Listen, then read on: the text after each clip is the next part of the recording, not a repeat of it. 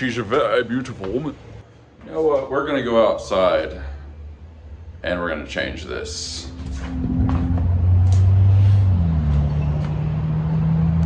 It is really nice out. Sometimes in Texas in winter you get these really nice days. Sometimes it's really cold, but it's almost like Canadian summer right now.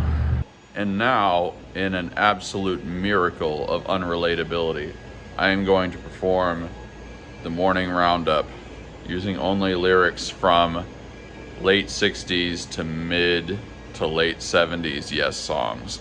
Slaying our last heaven beast, don't kill the whale. Realizing the form out of stone, set hands moving. I must have waited all my life for these. Like a light that's lost upon the stage, the more it shines, it goes away. 80s, yes.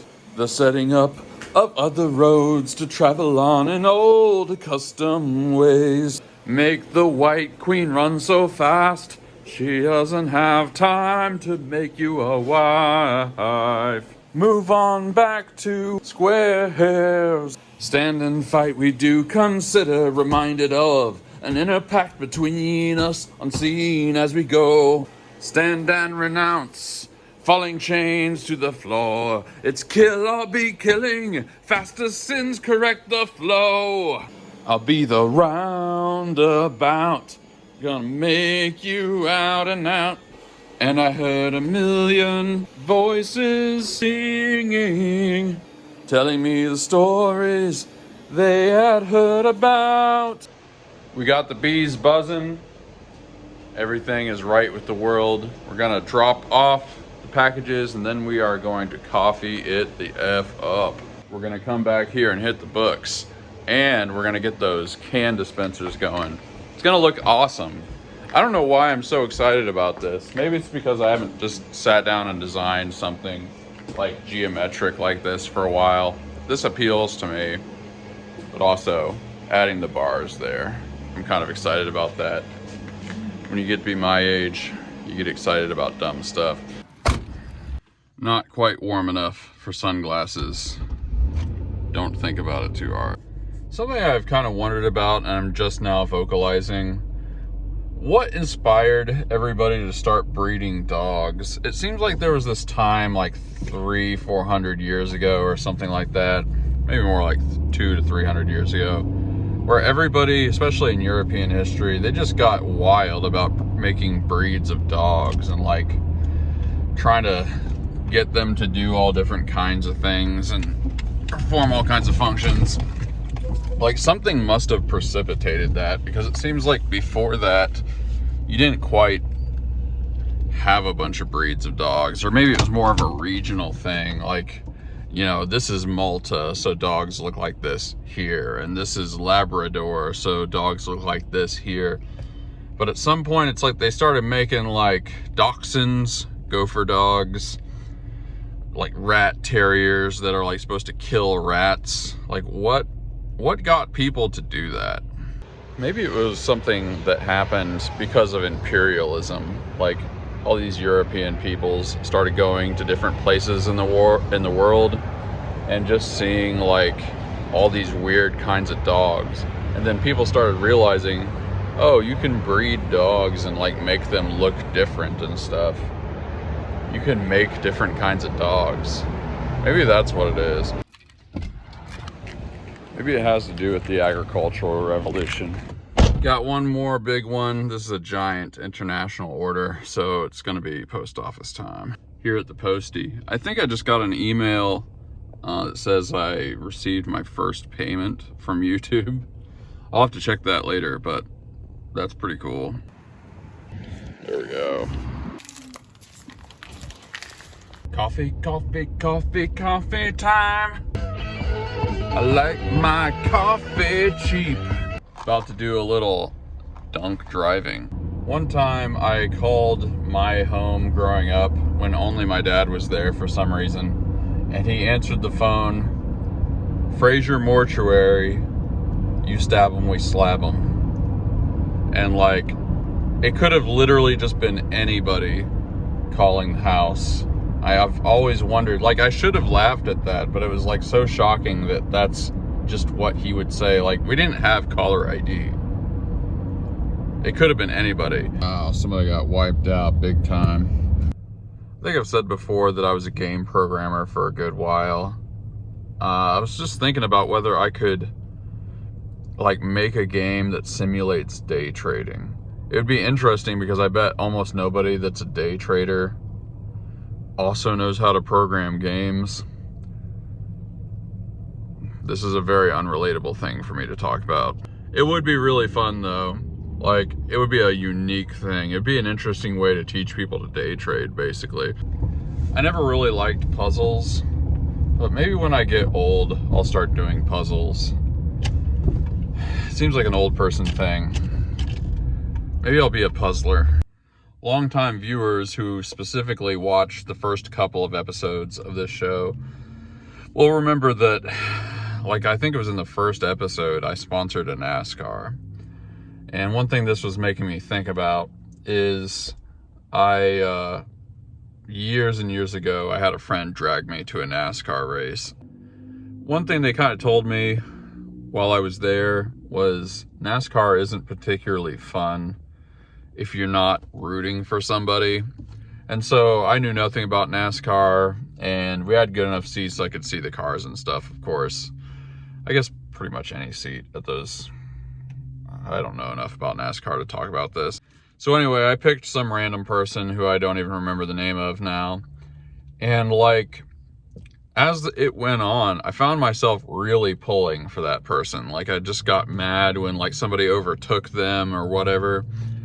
And I walked into this knowing nothing about any of the drivers. Didn't know who was supposed to be good, who was not supposed to be good. I think Dale Earnhardt Jr. was there.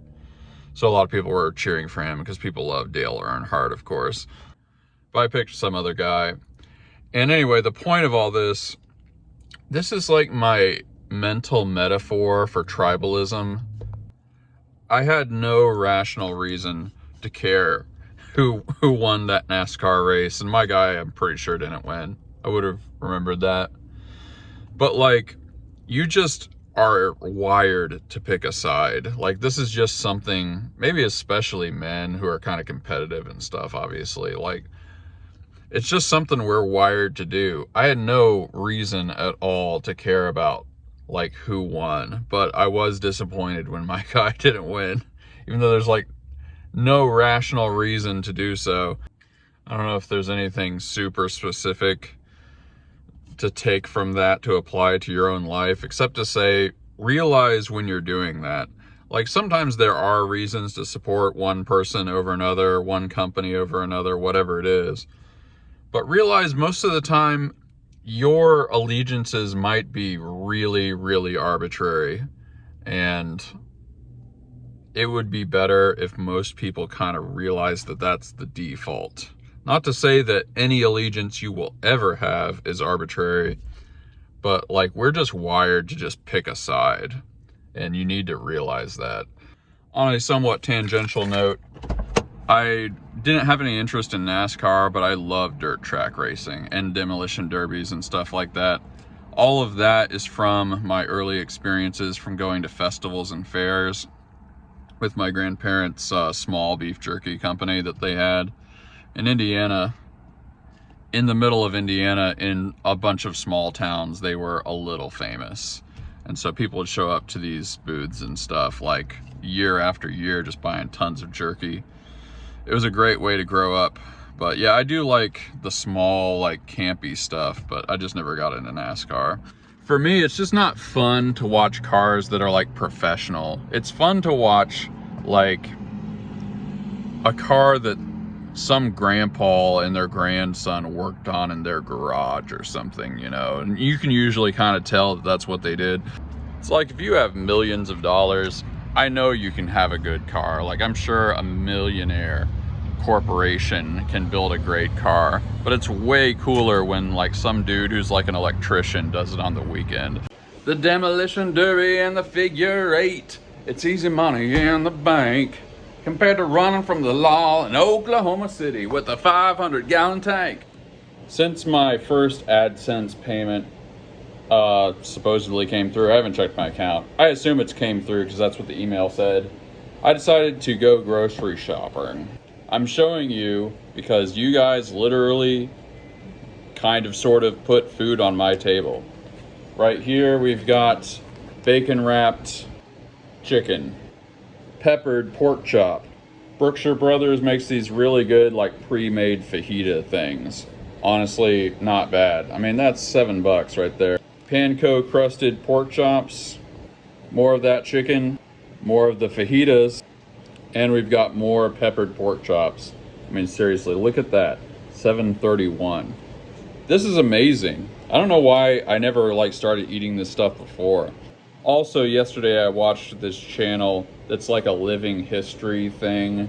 You know, it's in like a cabin that's in the 1800s style, and they do nothing but make recipes from the 1800s, and they had a bunch of these, so I bought a turnip. I'm really pleased about this. We've got the paint can dispensers, 2 of them, and it's just fun to organize something that was not organized before, you know.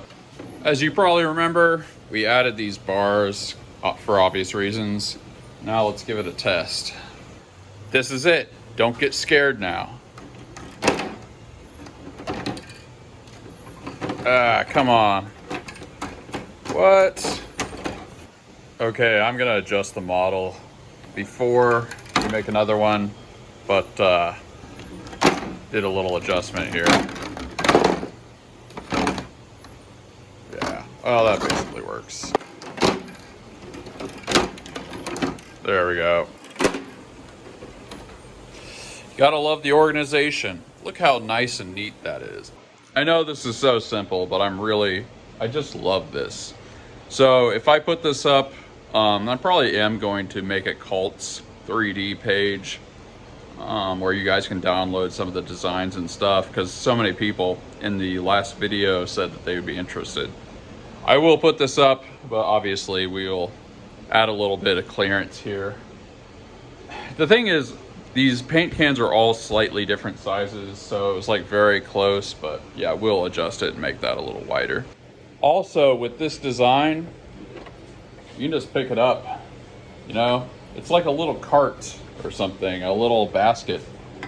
So, I don't know. I understand a lot of people don't use paint, but some of you probably are cosplayers and stuff. And plus, like I said, you can scale it to hold other kinds of cans or cylindrical objects. I know I'm going on and on about this thing, but it's really neat.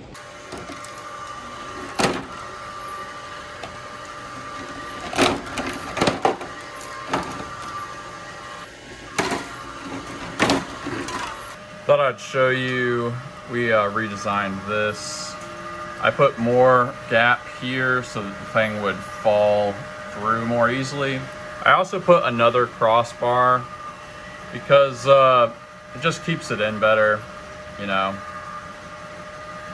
The cans could kind of fall through the big gaps, so yeah. Anyway, whenever I get the Cult 3D store set up, we'll make this available. Well, here you can see the 3 things set up.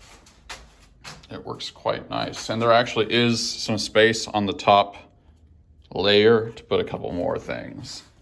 White is the biggest one. We've got black and a few reds up here, then some metallic colors, and then some random stuff. Going through and resetting a lot of these printers because they've gotten finished. I think we're gonna start making a bunch more Sharkos. We've got a good number of the D20s done or being made.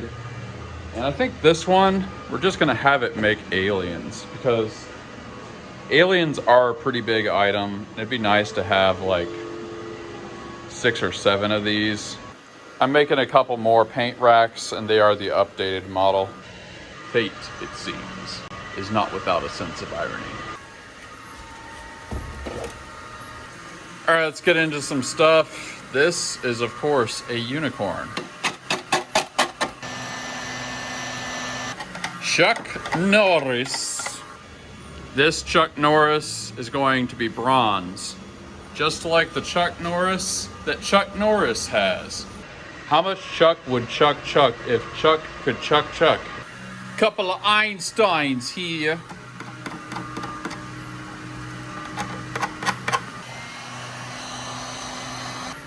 Dolphin boy.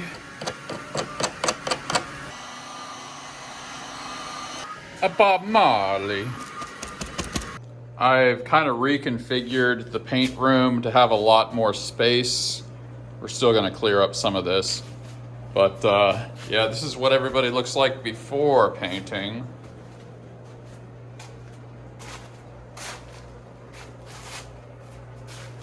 Next, I'm gonna show you what it looks like after painting. And now it is after painting. Tom Cruise is looking pretty cool. Very unique purple limestone. Cat is black. Gold boys. Classic Washington. We probably need to rehab at least one printer per day, and today it's going to be this one. We're getting into the interesting ones. As you can see, no control box, no extruder. However, I've got a bunch of control boxes.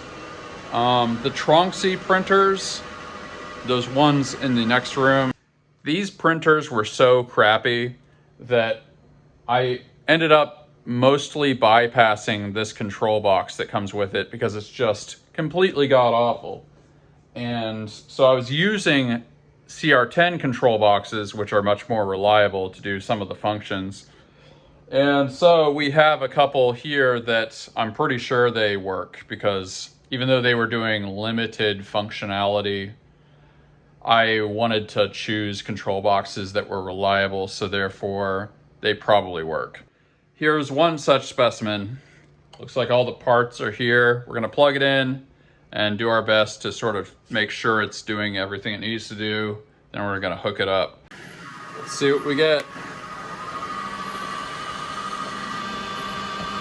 Looks pretty normal. Connected all the things.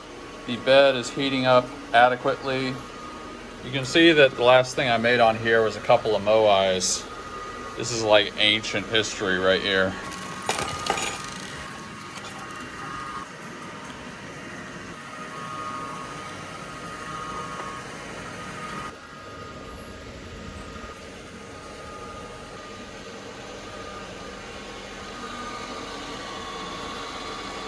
Looks like this guy's gonna work out. It looks like everybody's behaving, making sharks, making more paint racks, making sharks, making other things, making sharks, making more paint racks. Oh,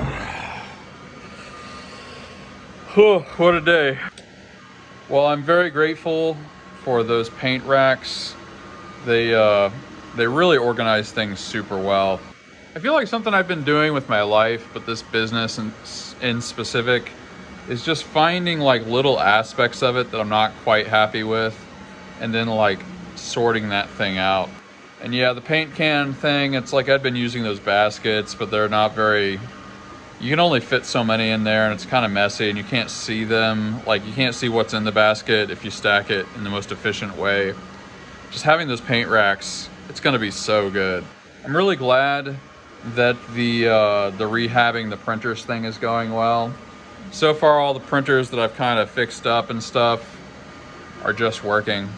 You know, like, man, so many times if you have a printer that isn't printing right, just putting a new hot end on there, it probably solves whatever problem it's gonna have 80 to 90% of the time. Like, it's not all the time, but man, just put a $20 hot end. Don't like start taking stuff apart unless it's like an expensive printer that you can't get a hot end for 20 bucks. It's just not worth it. It's like untying the Gordian knot versus just cutting it. This is a very weird thing to describe, but like getting all these printers working again, it feels like getting the band back together. Most of you guys are 3D printing people, so you probably maybe kind of know or can imagine what I'm talking about. It's like, I have memories with all these printers. It's such a strange thing to talk about. I mean, I don't have a lot of memories with these guys because they're new, but all the old ones, It's like some of those printers were there at the beginning, man. Some of these printers, like, I can't remember which one. I can't remember specifically, but just some of the earliest things I ever sold on Etsy were sold on these printers. Like, a lot of people had asked me, like, why don't you just buy newer ones and stuff? And like, maybe with some of the profits from Christmas, I will experiment with some newer models and stuff. The real answer is I don't have to. The second answer is I know how to work on these things so well and keep them working indefinitely that it's just really hard not to do that. And a distant third is I just love them. It sounds so strange, but this 3D, I mean, you guys kind of get it. This 3D printing business has changed my life. And some of these printers have been there the whole time. It's like somebody remembering their first motorcycle or something. It's like you just can't help but feel a little bit attached. I was working at a Mexican restaurant when I went full time with this thing. And I'm not knocking being a server at all, but man, it felt so good to not be doing that. Any of you guys that do 3D printing and you eventually went pro, you're gonna know exactly what I'm talking about. Like, these printers like liberated me in a way. Granted, they enslaved me in a different way. I am just a humble servant to the plastic gods. But seriously, I'm just trying to describe what it feels like to get all these printers working again. It's like, yeah, man, you used to pump out Einsteins like 24/7. Oh, I made some of the first Moai stands on you. And like, we got good reviews together. We were winning. One of these printers is the one that printed the Chuck Norris headphone stand that I sold to Chuck Norris. I wish I could remember which one. These printers are the ones that I made props for the Will Smith movie, Bad Boys, Ride or Die, the fourth Bad Boys movie. Like, that's the memories I've got with these guys. And, you know, if I had to get new printers, I would do it. But man, there's just such an attachment. It's such a weird thing to try to describe, but like, I just love them. Yeah, I went on about that a lot longer than I was planning on. On the last video, Corsair's Custom Products says, yes, on the cults thing, whatever, yes. Yeah, I think I am. That's probably the last little project we've got before Christmas. I'm gonna try to set up a cults 3D store, probably because a lot of people buy during Christmas. So it's a good idea. On the previous video, Red Key Muse writes, I'm summarizing here, that they have only gotten a few views and they haven't gotten very many sales, and it's looking kind of bleak for them. And in a subsequent comment thread, they said that they had their Etsy shop up for just a couple of weeks. A lot of seasoned sellers might laugh at that, but I would invite you to remember that we were all kind of there. Even if we weren't there with 3D printing, anytime you start something, anytime you like begin an enterprise, it's very, very easy to want results immediately. To that person, I would say, just don't expect it to happen overnight, but also pay attention to what is getting traffic, even if you're not getting sales, and just make a lot of things. There's a phrase that a mentor gave me in college, which pretty much changed my life, which is, if you can be stopped, you will. The only way to be successful is to decide that you just aren't gonna be stopped. If you can be stopped, you will. I don't know if you guys ever saw that movie Gattaca. It's kind of a goofy movie by modern standards, I guess. But it's got like Ben Affleck and Jude Law and some other people in it. Uma Thurman, that's who I was trying to think of. And it's in the future where people are genetically engineered. And Ben Affleck is this guy who was not genetically engineered, just like a normal guy like us. And he had a brother that was genetically engineered who can beat him at anything athletically. And there's this actually kind of moving scene, some of you are gonna know what I'm talking about, where they're racing, they're like doing a swimming competition out into the ocean.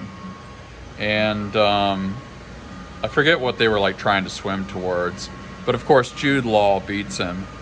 And then like after doing this a bunch of times, Ben Affleck beats him. And like when, you know, obviously Jude Law's like, how did you beat me? I am actually superior to you. You are inferior to me, like objectively. And he's clearly exhausted, and he said, I didn't save any energy for the return journey.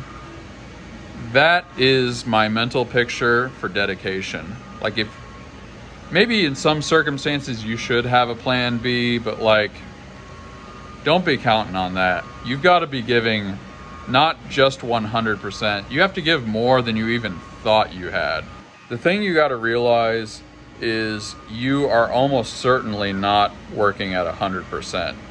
And if you're not working at 100%, somebody else is going to, and they will probably beat you. When I got into 3D printing, I almost, which is more than 6 years ago now, I almost didn't do it because I thought I probably have gotten into this too late. Like 3D printing has been around for kind of a long time at this point. Again, this is 2018. But I just decided to do it anyway and just give it 100%.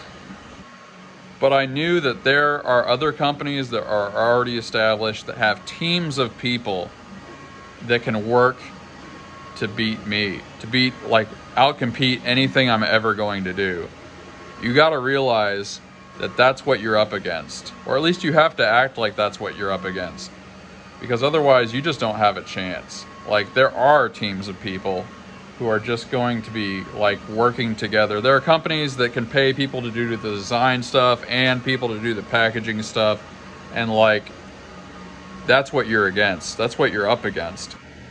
There are so many things that I missed out on in life. There's so many things that I almost made it, but I just didn't put in the effort that I really needed to. And I just decided this 3D printing thing was not going to be one of them. And I've pretty much continued doing that for all these years. And now I'm a micro celebrity on YouTube. Well, anyway, that's enough of a pep talk. It's Gratitude Gang time. Tell me in the comments what you are grateful for. Tell me what moments in your life are just bringing a little bit of levity, what appreciation you have for things. You told me about your aunt last time. Tell me about your uncle. Is your uncle insured properly? Does your uncle have adequate footwear? This is important to me. Tell me whatever you want to tell me in the comments, and I will read it. I will probably give you a heart, probably give you an upvote, and feel free to upvote everybody else. I've been paying attention to these comment sections, and a lot of you are upvoting other people's comments, which, you know, gives them that sweet notification. It's the best feeling in the world, and we've really got a good thing going here. So let's appreciate and do the gratitude thing. Anyway, I've been pretty long-winded this episode, but I don't know, man. Fixing all these machines and getting them working again, it just feels great. It's got me in a really good headspace. So I will catch you on the next episode, and peace out.